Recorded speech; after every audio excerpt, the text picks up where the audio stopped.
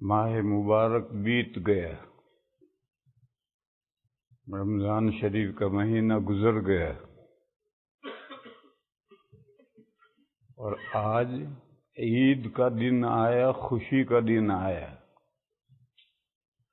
عید کا ترجمہ خوشی ہم نے کر رکھا۔ عید کا ترجمہ خوشی نہیں ہے، لیکن لوگ ترجمے کچھ کے کچھ کرتے ہیں، پھر ان ترجموں کا اثر بھی ظاہر ہوتا ہے۔ جیسے شب براءت، اس کا ترجمہ لوگوں نے کر دیا شب برات، شادی کی برات۔ پھر دنیا بھر کے ڈھونگ ہوتے ہیں اس میں، حالانکہ اصل لفظ تھا براءتن، اللہ سے جہنم سے رستگاری حاصل کرنے کی رات۔ براءت کی یہ معنی ہے۔ اب براءت کا برات بن گیا اور لفظ بدل گیا تو بات کہیں سے کہیں پہنچ گئی۔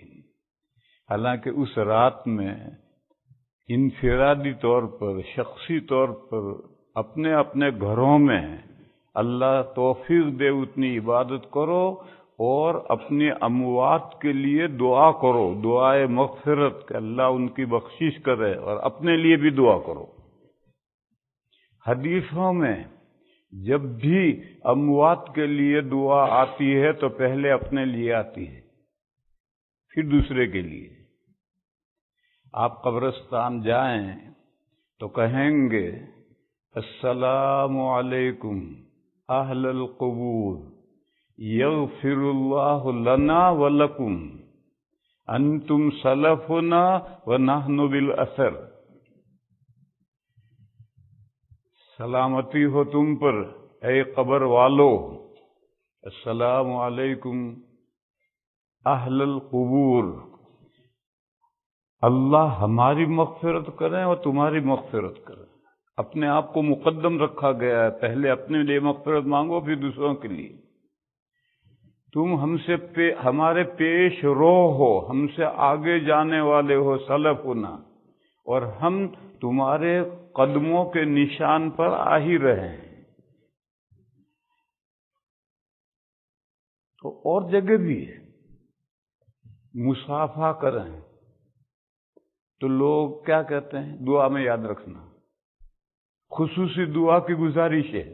ارے مصافحے کی دعا ہے حدیث میں، وہ دعا کرو تو مصافحے کا کوئی فائدہ ہے، ورنہ کیا فائدہ ہے ہاتھ بڑھانے سے؟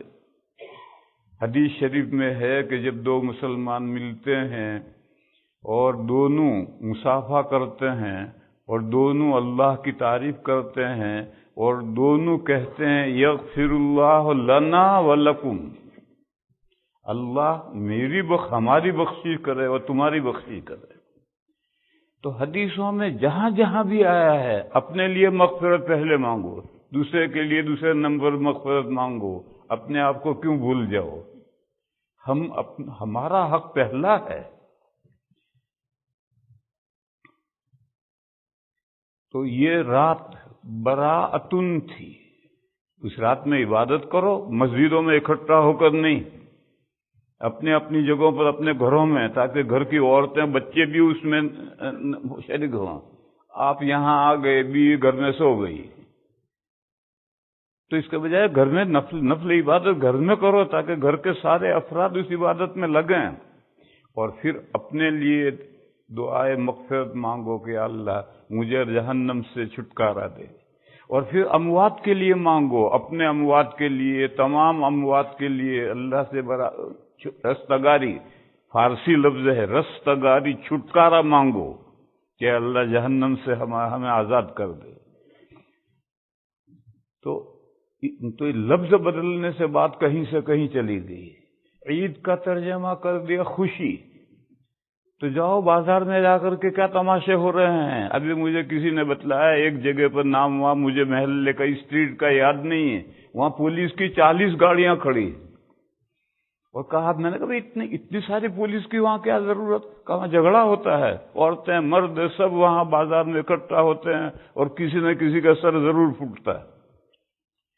اب یہ عید کا ترجمہ بدل دیا تو بات کہیں سے کہیں چلی گئی۔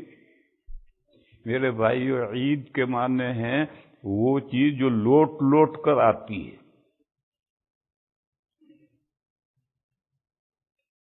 آج عید آئی، انشاءاللہ سال بھر کے بعد پھر لوٹ کر ہی آئے گی، پھر سال بھر کے بعد لوٹ کر آئے گی۔ اوکیزن، خاص موقع جو لوٹ لوٹ کر آتا ہے، یہ عید کا ترجمہ ہے۔